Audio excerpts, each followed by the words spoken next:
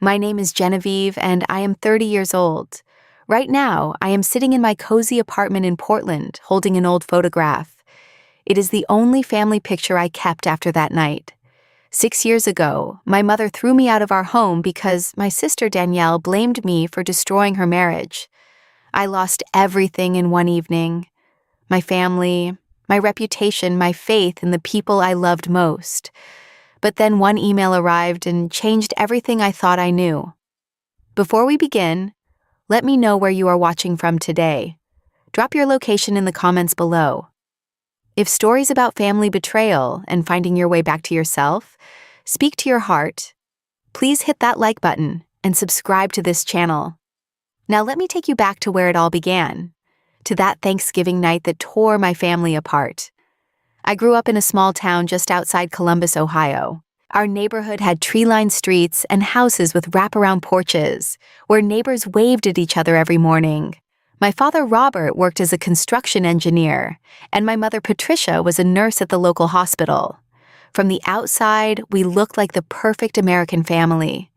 But inside our walls, there was an invisible line that separated my sister Danielle from me. Danielle was 4 years older than me, and from my earliest memories, she was the golden child. She had my grandmother Martha's auburn hair, her sharp cheekbones, and her confident way of walking into any room like she owned it. When Grandma Martha passed away, I was only 10 years old. I remember watching my mother cling to Danielle at the funeral, stroking her hair, and whispering that she was all she had left of her own mother. I stood a few feet away holding my father's hand, wondering why my presence did not seem to bring her any comfort. After Grandma Martha died, the difference in how my mother treated us became more obvious. Danielle got new clothes for every school year while I wore her hand-me-downs. When Danielle performed in the school musical, my mother sat in the front row with a bouquet of roses. When I won second place in the county spelling bee, she forgot to pick me up, and I had to call my father from the school office. These moments added up over the years, like drops of water slowly filling a glass. I learned not to complain. I learned to shrink myself, to take up less space, to expect less, so I would not be disappointed. But deep down, I always wondered what I had done wrong.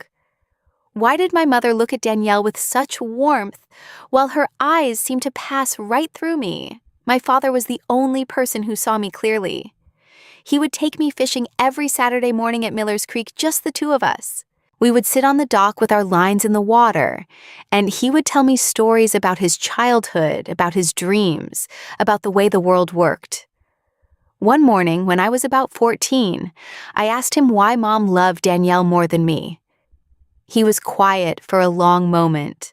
Then he said, "Your mother loves you, Jenny. She just does not know how to show it the same way. You remind her of me, and sometimes that is hard for her." I did not understand what he meant at the time. My parents seemed happy enough together. But looking back now, I think there were cracks in their marriage that I was too young to see. My father had a way of making me feel special, without putting anyone else down. He read to me every night until I was old enough to read on my own, and even then we would sit together and discuss books like two old friends. He taught me how to change a tire, how to balance a checkbook, how to stand up straight and look people in the eye. One evening, just before my 16th birthday, he hugged me and said, "You have a quiet strength, Jenny. One day, you will need it." 3 weeks later, he was dead. A semi-truck ran a red light on Highway 42 while he was driving home from a job site. The police officer who came to our door said he died on impact. He did not suffer, she told us. I wanted to scream that I was suffering, that I would suffer for the rest of my life. But I just stood there silently while my mother collapsed into Danielle's arms. After my father's funeral, the last thread holding our family together seemed to snap. My mother retreated into herself, and when she emerged, it was always Danielle she reached for. I became a ghost in my own home, moving through rooms where no one seemed to notice me. I threw myself into my studies, determined to go to college and build a life of my own. I told myself that once I left, things would get better. I did not know then that the worst was yet to come. By the time I was 24, I had graduated from Ohio State with a degree in accounting and landed a job as an entry-level accountant at a firm in Columbus. I was still living at home to save money for an apartment, counting down the days until I could afford to move out. Danielle had married Marcus 2 years earlier, and their wedding was still the talk of our family. Marcus was everything my mother had ever wanted for her favorite daughter. He was a lawyer at a prestigious firm, tall and handsome, with an easy smile that made people trust him instantly. He came from old money, the kind of family that had buildings named after them at the university. Their wedding was held at a country club with 300 guests, a string quartet, and enough flowers to fill a greenhouse. I was a bridesmaid, but Danielle made sure I knew my place. She chose a dress for me in an unflattering shade of olive green, while the other bridesmaids wore elegant champagne-colored gowns. When I asked her why, she said olive brought out my complexion. I did not argue. I never argued with Danielle. During the reception, I noticed Marcus watching me from across the room. Not in a romantic way, or at least that is what I told myself. Just watching like he was studying me. When I caught his eye, he smiled and raised his glass. I looked away quickly, uncomfortable in a way I could not name. I told myself I was imagining things. Marcus was my sister's husband. He was family now. After the wedding, Danielle and Marcus moved into a beautiful house in the suburbs, a gift from his parents. They hosted dinner parties and took vacations to places I had only seen in magazines. On social media, they looked like the perfect couple. But whenever I saw them in person, something felt off. Danielle seemed tense, her laugh a little too loud, her grip on Marcus's arm a little too tight. Marcus, for his part, seemed distant. Polite but detached, like he was playing a role in a play he had already grown tired of. I did not know then that their marriage was already falling apart. I did not know that Marcus had been looking for a way out for months, and I certainly did not know that I was about to become his exit strategy. Thanksgiving arrived on a cold November evening, the kind of night when your breath hangs in the air like tiny clouds and the wind cuts right through your coat. I spent the entire day helping my mother in the kitchen, peeling potatoes, chopping vegetables, basting the turkey every 30 minutes like clockwork. My mother moved around me without speaking occasionally, barking orders, but never offering a word of thanks or appreciation. Danielle and Marcus were supposed to arrive at 5 o'clock. At 4:45, my mother started setting the table with her best china, the set that had belonged to Grandma Martha. She placed Danielle's favorite dishes in the center of the spread, arranged fresh flowers in a crystal vase, and fussed over every detail until everything was perfect. When they finally arrived at 5:30, my mother rushed to the door like a teenager greeting her prom date. She embraced Danielle for a long moment, telling her how beautiful she looked, how much she had missed her. When she turned to Marcus, her whole face lit up with the kind of warmth I had never seen directed at me. I hung back in the kitchen doorway, wiping my hands on my apron. Marcus spotted me first. He walked over with that confident stride of his and kissed my cheek in greeting. "You have been cooking all day," he said loud enough for everyone to hear. "This smells incredible, Genevieve." My mother beamed, but I noticed Danielle's eyes narrow slightly. We sat down to dinner as the sun disappeared beyond the horizon, leaving the dining room bathed in the soft glow of candlelight. The food was delicious, if I do say so myself. The turkey was perfectly moist, the stuffing had just the right amount of sage, and my homemade cranberry sauce was the best I had ever made. But the meal itself was uncomfortable in ways I could not quite put my finger on. Marcus kept steering the conversation toward me. He asked about my job, complimented my cooking multiple times, and made a point of remembering details from previous conversations. "Did you finish that project you mentioned at Easter?" he asked. "I was impressed when you described the accounting system you designed." I answered briefly, trying to redirect the attention back to Danielle, but Marcus was relentless.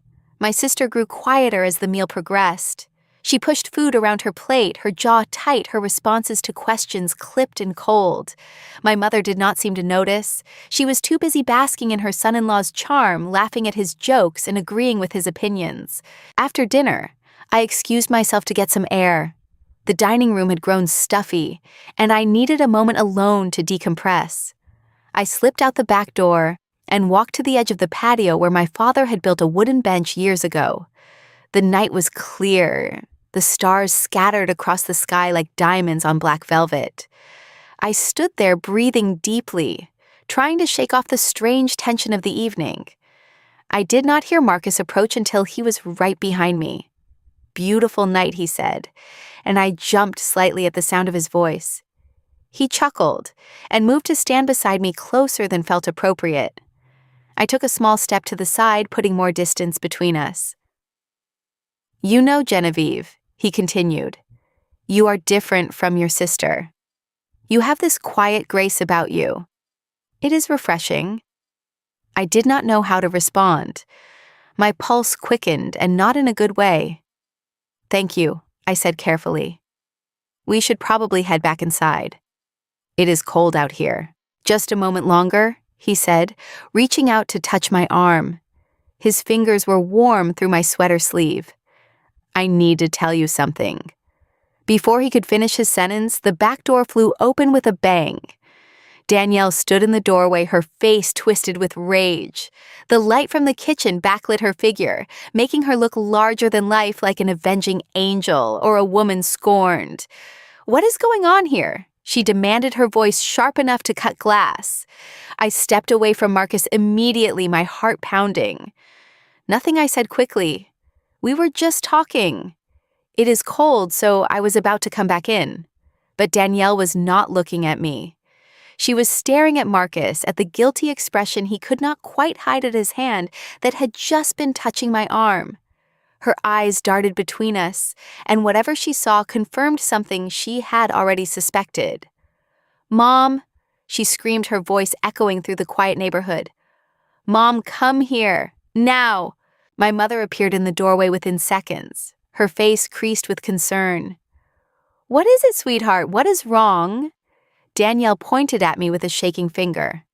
"I found them out here together," she said, her voice breaking. "Look at them. Look at how close they were standing. She has been after my husband this whole time." The accusation hit me like a physical blow. "What number, Danielle? That is not what was happening." "Marcus followed me out here. I was just getting some air." But my mother was not listening to me. She was looking at Danielle, at the tears streaming down her golden child's face, and her expression hardened into something I had never seen before. Something cold and final. "Marcus, what do you have to say about this?" my mother demanded. I turned to him, expecting him to explain, to tell them the truth. But Marcus just stood there, his hands in his pockets, his face carefully neutral. He shrugged slightly, as if this were all a misunderstanding that had nothing to do with him. "I think there may have been some confusion," he said smoothly. "Genevieve and I were just talking about work, but I can see how it might have looked from Danielle's perspective." His words were technically true, but completely misleading. He made no mention of following me outside of standing too close, of touching my arm, of the compliments that had made me uncomfortable all evening.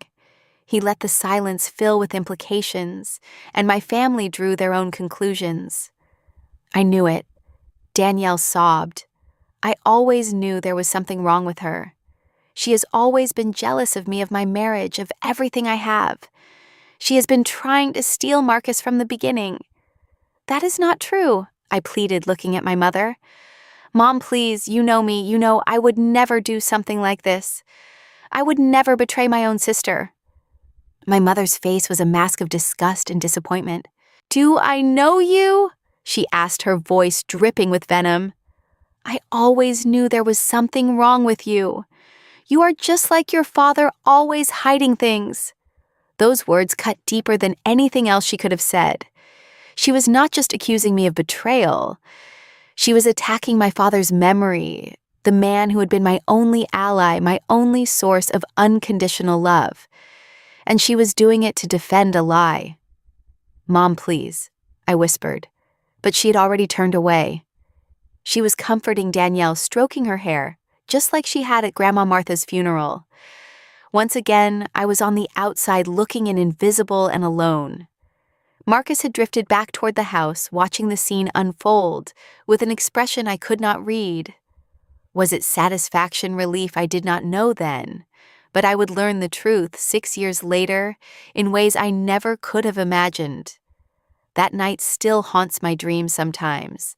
The cold air on my skin, the stars overhead that seemed to mock me with their indifference, the sound of my mother's voice telling me to leave. After the confrontation on the patio, we all went back inside, but the warmth of the holiday was gone. Danielle sat at the kitchen table sobbing while my mother hovered over her, shooting me looks of pure hatred. Marcus had retreated to the living room, scrolling through his phone as if nothing had happened. I tried one more time to explain. Mom, if you would just let me tell you what actually happened. I did not do anything wrong. Marcus came outside and started talking to me. I was trying to come back in when Danielle arrived. My mother held up her hand to stop me. I do not want to hear your excuses, Genevieve. I saw the way he looked at you all through dinner.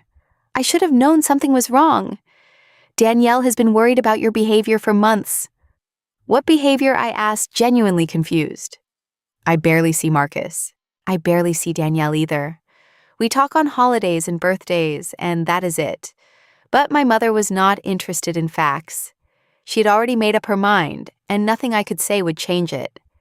She turned to Danielle and asked, "What do you want to do, sweetheart?" Danielle lifted her tear-stained face and looked directly at me. "I want her out of this house," she said. "Tonight. I cannot stand to look at her anymore. And Marcus and I are getting a divorce. I cannot stay married to a man who has been seduced by my own sister." The word seduced made my stomach turn. Nothing had been seduced. Nothing had happened. But the narrative had been written, and I was cast as the villain. "Fine," I said, surprising myself with the steadiness of my voice. "If that is what you want, I will go. But I want you to know that I am innocent. I did not do anything wrong, and someday you will realize that." My mother pointed toward the stairs. "Pack your things and leave," she said. "I do not want to see your face again." I walked up to my room on legs that felt like they belonged to someone else. My childhood bedroom looked the same as it always had, with its faded pink walls and the bookshelf full of novels my father used to read with me. I grabbed a duffel bag from my closet and started throwing clothes inside. I took my laptop, my important documents, and a few irreplaceable items like my father's old watch and the photo of us fishing at Miller's Creek. The last thing I packed was the family photograph from the hallway. I was not sure why I took it. Maybe I wanted to remember what we used to look like back when I still believed we could be a real family someday. When I came downstairs with my bag, my mother and Danielle were waiting by the front door. Marcus was nowhere to be seen. He had already driven away, leaving the mess he created for everyone else to clean up. My mother opened the door without a word. The cold November wind rushed in, carrying the smell of dead leaves and the promise of a harsh winter to come. I stepped onto the porch and turned back one last time. "Mom," I said, "please, do not do this. Let me stay until morning at least. It is late and cold, and I do not have anywhere to go." For a split second, I thought I saw something flicker in her eyes. Doubt maybe, or regret. But then Danielle put her hand on my mother's arm and the moment passed. "Goodbye, Genevieve," my mother said, and she closed the door in my face. I stood on the porch for what felt like hours, though it was probably only a few minutes. The neighborhood was quiet. Everyone tucked inside their warm homes with their loving families, eating leftover turkey and watching football. I had nowhere to go, no one to call, nothing but a duffel bag and the $23 in my wallet. Eventually, I walked to my car, a 10-year-old Honda Civic that my father had helped me buy when I turned 18. I sat in the driver's seat and tried to think of anyone who might take me in.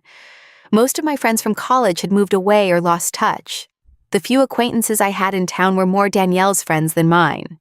In the end, I drove to a 24-hour supermarket at the edge of town and parked in a corner of the lot where the security cameras could not reach. I reclined my seat, pulled my coat around me like a blanket, and tried to sleep. But every time I closed my eyes, I saw my mother's face, heard her voice telling me I was just like my father, as if that were something to be ashamed of. The next morning, I drove to work with my eyes swollen and my heart broken. I spent the day staring at spreadsheets without seeing them, nodding along in meetings without hearing a word. My coworkers must have noticed something was wrong, but no one asked. Or maybe they asked and I did not register it. Those first few days after Thanksgiving are a blur of pain and disbelief. The news spread quickly through our extended family. By the weekend, I had received messages from aunts, uncles, and cousins, all expressing their shock and disappointment. No one asked for my side of the story. They had already heard Danielle's version, and that was enough. In their eyes, I was the homewrecker, the jealous younger sister who had destroyed her own family out of spite. On Sunday afternoon, when I was starting to lose hope that anyone would believe me, my phone rang. The caller ID showed a number from Portland, Oregon. My father's younger sister, Lorraine, whom I had not spoken to in years. "Jenny," she said when I picked up, "I heard what happened. Tell me your side of it." I told her everything from the beginning of the dinner to the moment my mother closed the door in my face. When I finished, there was a long silence on the other end of the line. "I believe you," Aunt Lorraine said finally. "Your father would believe you too. He always said Danielle learned to manipulate from the best. And he was not talking about himself." Her words made me cry for the first time since that night. Real tears, ugly and uncontrollable, releasing all the grief and rage I had been holding inside. "Come to Portland," Aunt Lorraine said. "Stay with me until you figure out your next steps. You should not be alone right now, and you certainly should not be anywhere near people who treat you this way." I tried one more time to reach my mother before I left. I drove to the house on a Tuesday evening when I knew Danielle would not be there. But when I knocked on the door, my mother would not even open it. "Go away, Genevieve," she called through the wood. "Danielle is getting divorced because of you. You destroyed this family." I stood on the porch where I had taken my first steps, where my father had taught me to ride a bike, where we had carved pumpkins every Halloween until I was old enough to think I was too cool for it. This was my home, the only one I had ever known, and now I was being turned away like a stranger. "Fine," I said to the closed door. "I am leaving. I am going to Portland to stay with Aunt Lorraine. If you ever want to hear the truth, you know how to reach me." There was no response. I waited another minute, hoping against hope that she would change her mind, that she would throw open the door and tell me she was sorry, that she knew I was innocent, and she wanted me to stay. But the door remained closed, and eventually I walked back to my car for the last time. I quit my job, sold my Civic to a used car dealer for $3,000, and bought a one-way plane ticket to Portland. As the plane lifted off from Columbus, I watched the city grow smaller and smaller through the window until it disappeared beneath the clouds. I thought about all the memories I was leaving behind. My father's grave, which I had visited every Sunday since his death. My childhood bedroom with the glow and the dark stars he had stuck on the ceiling when I was 7. The diner on Main Street, where he used to take me for milkshakes after dental appointments. But I also thought about his words, the last piece of advice he ever gave me. "You have a quiet strength, Jenny. One day you will need it." Looking out at the clouds, I made a promise to him and to myself. I would not let this destroy me. I would build a new life, a better life, without the people who had thrown me away. And maybe someday, the truth would come out. I did not know then how right I was. Aunt Lorraine was waiting for me at the Portland airport with a homemade sign that said, "Welcome home, Jenny." She was shorter than I remembered, with gray streaking through her auburn hair and laugh lines crinkling around her eyes. When she hugged me, she smelled like lavender and fresh-baked cookies, and for a moment I felt like a child again, safe and protected. Her house was a small craftsman-style bungalow in a quiet neighborhood with a vegetable garden in the front yard and wind chimes on the porch. The spare bedroom had been freshly cleaned for my arrival, with new sheets on the bed and a vase of wildflowers on the nightstand. "This is your room for as long as you need it," Aunt Lorraine said. "No rush, no pressure. Just focus on healing." Those first few months in Portland were some of the hardest of my life. I applied for dozens of jobs, but kept getting rejection after rejection. The economy was tough, and accounting positions were competitive. Meanwhile, the trauma of what had happened refused to fade. I had nightmares almost every night reliving the confrontation on the patio, the look on my mother's face, the sound of the door slamming shut. Aunt Lorraine was patient and kind through all of it.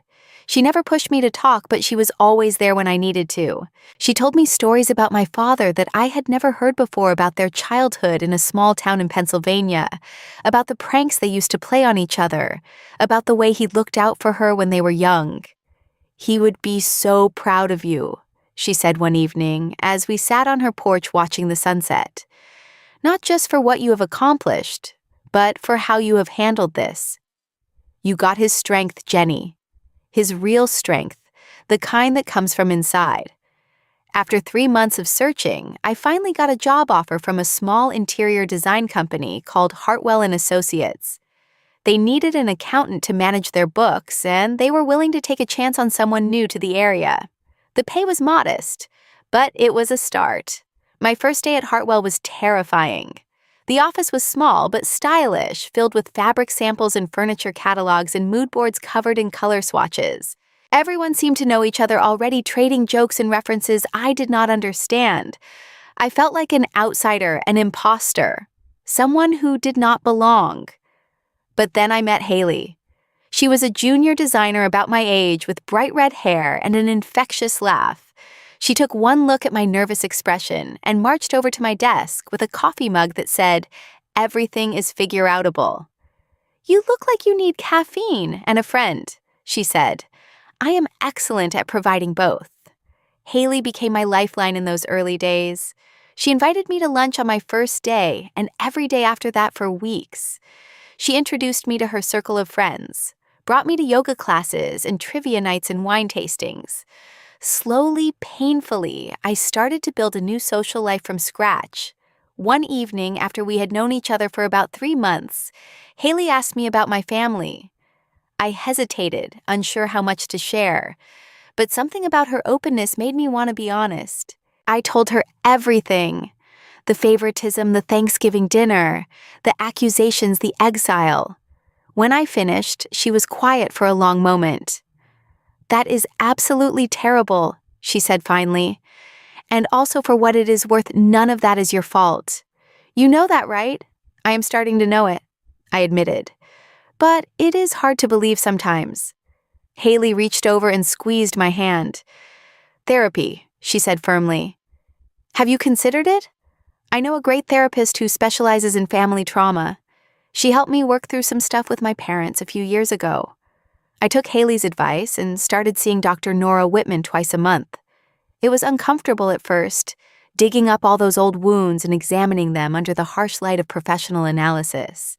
But gradually, session by session, I started to understand things I had never seen clearly before. I learned about family dynamics and scapegoating, about how some families unconsciously choose one member to blame for all their problems. I learned about the different types of narcissistic behavior and how to recognize manipulation tactics. Most importantly, I learned that I was not responsible for the way my mother and sister treated me. Their choices were their own, and I did not have to carry the guilt of their actions. A year after arriving in Portland, I moved out of Aunt Lorraine's house and into a small apartment of my own. It was nothing fancy, just a 1-bedroom unit on the 3rd floor of a converted warehouse. But it was mine. I hung pictures on the walls, bought houseplants that I somehow managed to keep alive, and adopted a gray cat named Winston, who liked to sleep on my keyboard while I worked. For the first time in my life, I was building a life that belonged entirely to me. No one was comparing me unfavorably to my sister. No one was ignoring my accomplishments or dismissing my feelings. I was learning slowly but surely what it felt like to be seen. By my 3rd year in Portland, I had been promoted to senior accountant at Hartwell & Associates. The company was growing, taking on bigger clients and hiring more staff.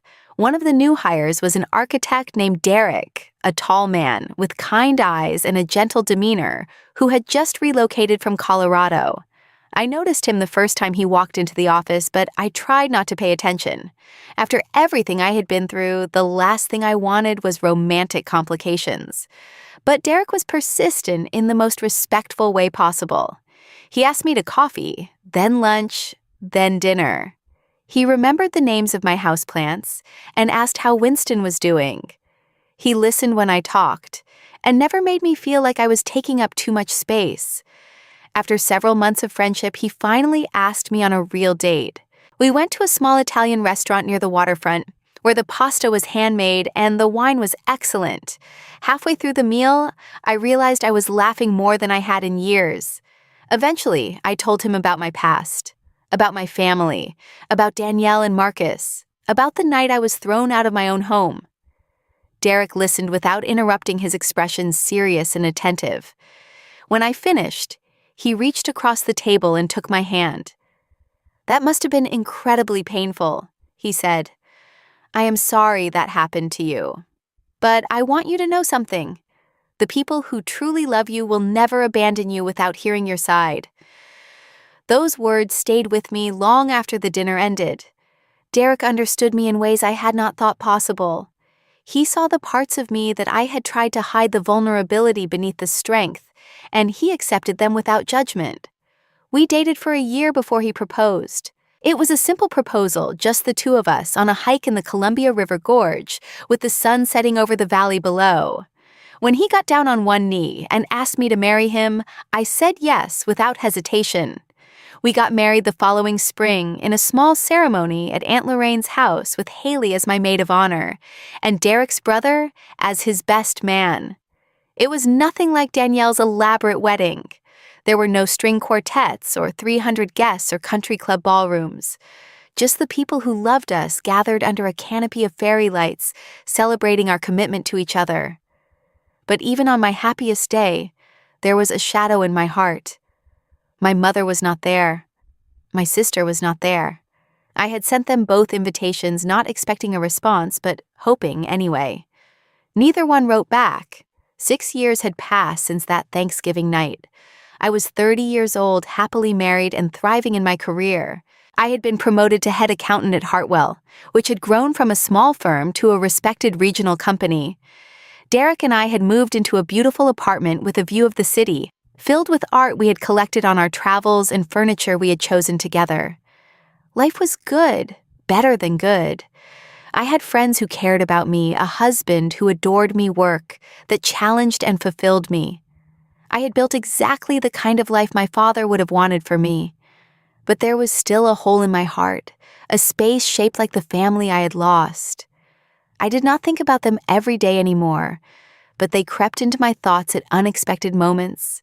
When I saw mothers and daughters shopping together at the mall, when I passed a house decorated for Thanksgiving, when I looked at old photographs and wondered if my mother ever thought about me. I had made peace with the fact that I might never see them again. Dr. Whitman had helped me accept that some relationships cannot be repaired no matter how much we want them to be. I had grieved the loss of my mother and sister the way you grieve any death, and I had moved on. And then one ordinary Tuesday morning, everything changed. I was sitting at my desk, going through my email before the first meeting of the day. Most of it was the usual stuff, invoices and project updates and newsletters I never read. But one message stood out, buried in my inbox between a spam email and a note from Haley about lunch plans. The subject line read, "I am sorry. Please read this." The sender was an address I did not recognize, but the signature at the bottom of the email made my blood run cold. Marcus. I stared at the screen for a full minute, trying to process what I was seeing. Marcus, my sister's ex-husband, the man whose silence had cost me everything, was reaching out after 6 years of nothing. My first instinct was to delete the email without reading it. Whatever he had to say, I did not want to hear it. But curiosity won out, and I scrolled up to the beginning. "Dear Genevieve," the email began. "I know this message is unexpected, and I know you have every reason to ignore it. But I need to tell you something that has been weighing on my conscience for 6 years. I need to confess the truth about what happened that Thanksgiving night. I leaned closer to the screen, my heart hammering in my chest. The truth is, I set you up. I never had any romantic interest in you. What happened that night was not an accident or a misunderstanding. It was deliberate. I planned it. I stopped breathing for a moment, trying to absorb the words on the screen. Marcus continued. By the time Thanksgiving came around, my marriage to Danielle was already over in everything but name. We had been fighting for months, and I knew I wanted a divorce. But I also knew that if I filed for divorce without cause, it would be messy and expensive. Danielle would fight me for everything, and her family would make my life miserable. So I came up with a plan. I would make it look like Danielle had been wronged, like she was the victim of a terrible betrayal. That way, she would have the moral high ground, and I could walk away without losing everything. You were the perfect scapegoat. Danielle already resented you, and your mother was always ready to believe the worst about you. All I had to do was follow you outside, stand a little too close, and let Danielle draw her own conclusions. I knew she would explode. I knew she would blame you. And I knew your mother would take her side. I am not proud of what I did. In fact, it is the worst thing I have ever done. I watched your family tear you apart based on a lie that I created, and I said nothing. I let you take the fall for my failed marriage, and I walked away without a scratch. I am telling you this now because I do not have much time left. I was diagnosed with a serious illness last year, and the doctors say I only have a few months. I have been trying to make amends for the wrongs I have committed, and this is the biggest one of all. I have attached screenshots of text messages I sent to my friend the week before Thanksgiving, where I outline my plan. I have also attached a letter I wrote to your mother explaining everything. You can do whatever you want with this information. Show it to your family, keep it to yourself, or throw it away. I just needed you to know the truth.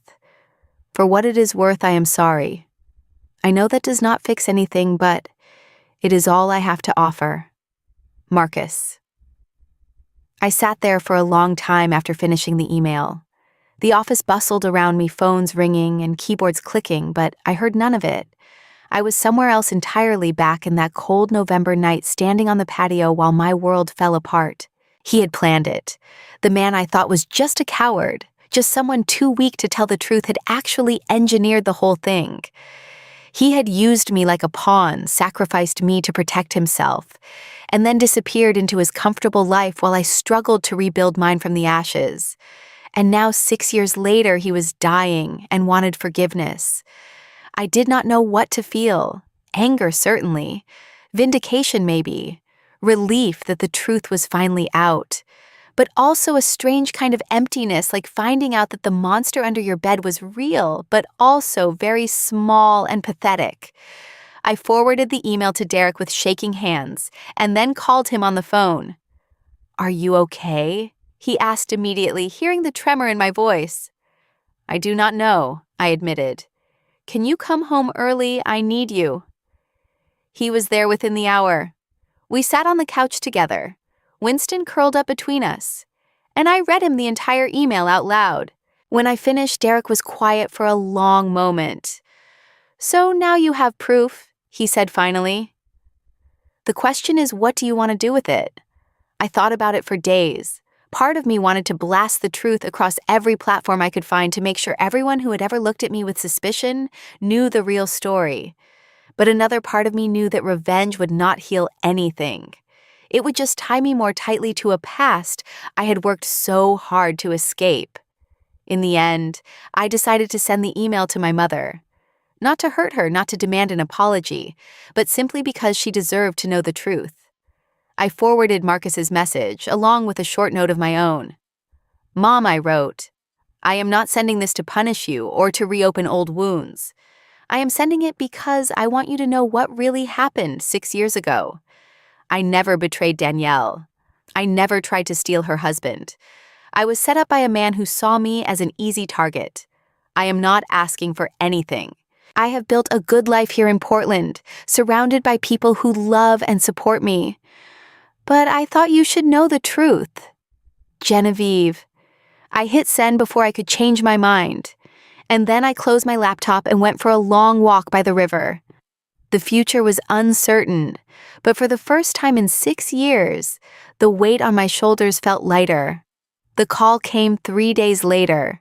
I was in the middle of a meeting when my phone started buzzing in my pocket. I ignored it at first, but it kept buzzing over and over until my colleague glanced at me with raised eyebrows. "Sorry," I muttered, stepping out into the hallway. "This might be important." When I saw the number on the screen, my heart stopped. It was my mother's landline, the same number I had memorized as a child in case I ever got lost. "Hello?" I answered, my voice barely above a whisper. There was a long silence on the other end. Then a sound I had not heard in 6 years. My mother crying. "Genevieve," she said, her voice cracking. "I read the email, I read everything." And I confronted Danielle. I leaned against the wall, suddenly dizzy. What did she say? She admitted it. My mother's words came out in a rush like a dam breaking. She knew Marcus did not love her anymore. She knew the marriage was falling apart. When she saw you two on the patio that night, she decided to use it. She decided to blame you, because she knew I would believe her. I closed my eyes, letting the words wash over me. 6 years of exile, 6 years of grief and loneliness, and wondering what I had done wrong. And it all came down to my sister's jealousy, and my mother's willingness to believe the worst about me. Why I asked, though, I was not sure I wanted to know the answer. "Why did she hate me so much she did not hate you?" my mother said quietly. "She was jealous of you. She was always jealous of you, Genevieve. Your father loved you so much, and she could never compete with that. When he died, she thought things would be different, but I think it just made it worse. You reminded us both of him, and that was hard for Danielle to accept. And you?" I asked. "Was it hard for you too?" Another long silence. Then yes. Yes, it was. "You are so much like him, Jenny. Every time I looked at you, I saw him. And after he died, that was painful for me. So I pushed you away instead of dealing with my grief. I am so sorry. I am so sorry." We talked for over an hour that day. My mother told me about the years since I left, about Danielle's failed relationships, and her own loneliness, about the guilt that had eaten away at her, even as she refused to admit she was wrong. She told me that she'd been too proud and too stubborn to reach out even when she started to doubt Danielle's version of events. I listened without interrupting, just as Dr. Whitman had taught me.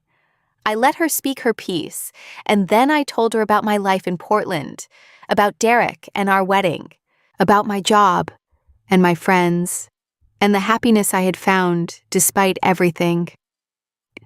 "I am so proud of you," she said, echoing Aunt Lorraine's words from years ago.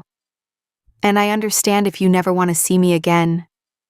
But if there is any chance, any possibility that we could start over, I would give anything for that chance." I thought about it for a long time after the call ended. Part of me wanted to forgive her immediately, to wipe the slate clean and pretend the last 6 years had never happened. But another part of me knew that healing did not work that way. The wounds were real, and they needed time to mend. A month later, I flew back to Ohio for the first time since leaving. Derek came with me, holding my hand through the turbulence and the landing and the long drive from the airport to my childhood home.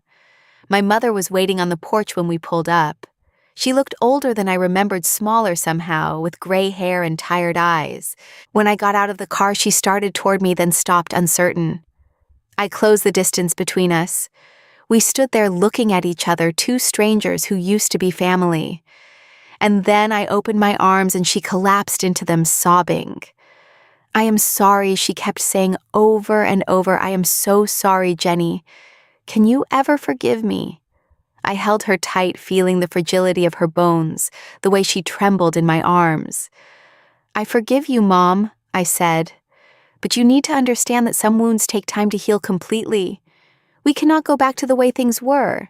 We have to build something new." She nodded, wiping her eyes. "I understand. I will do whatever it takes." We spent a week in Ohio. I did not see Danielle. She had sent me a handwritten letter a few weeks earlier, full of apologies and explanations, but I was not ready to face her yet. Maybe someday, I told my mother, but not now. Instead, I visited my father's grave for the first time in 6 years. I sat on the grass beside his headstone and told him everything that had happened. I told him about Marcus's email about my mother's phone call, about the forgiveness that was slowly mending our broken family. The wind rustled through the trees above me, and for a moment I could almost hear his voice.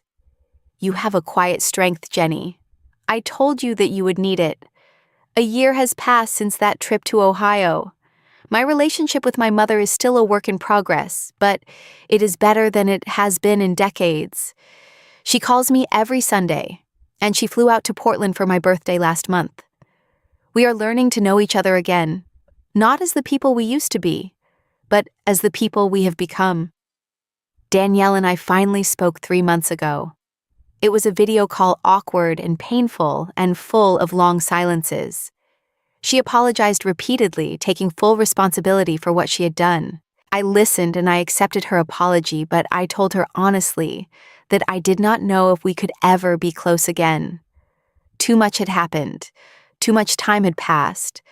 But I was willing to try slowly if she was. She cried and said that was more than she deserved. We have exchanged a few emails since then. Small steps on a very long road. Looking back on everything, I realized that the worst moment of my life became the catalyst for the best. If my mother had not thrown me out, I would never have moved to Portland. I would never have met Haley or Dr. Whitman or Derek. I would never have discovered the strength I did not know I had. My father was right. I did have a quiet strength. It was there all along, waiting for me to need it. Sometimes I think about Marcus and the email that changed everything. He died 4 months after sending it. I heard from Danielle that his funeral was small and sparsely attended. I did not feel happy about his death, but I did not feel sad either. He had been a coward and a manipulator, but in the end, he had done the right thing. He had given me my truth back, and the truth, as I learned, has a way of setting you free. If you are watching this, and you are going through something similar, please know that you are not alone. Families are complicated and sometimes cruel. People we love can hurt us in ways that seem unforgivable. But healing is possible. Forgiveness is possible. And sometimes the family you choose loves you even more than the one you were born into. Thank you for listening to my story today. It means more to me than you know that you took the time to hear it. If this story touched your heart in any way, I would love to hear from you in the comments. Have you ever been blamed for something you did not do? How did you find your way through it? Please leave a comment below and share your experience. Your story might help someone else who is going through something similar. And if you have not already, please hit that like button and subscribe to this channel for more stories about resilience, healing, and the complicated bonds of family. Do not forget to share this video with someone who might need to hear it today. Thank you again for being here with me. I wish you peace, strength, and the courage to write your own story, whatever that may be. Until next time,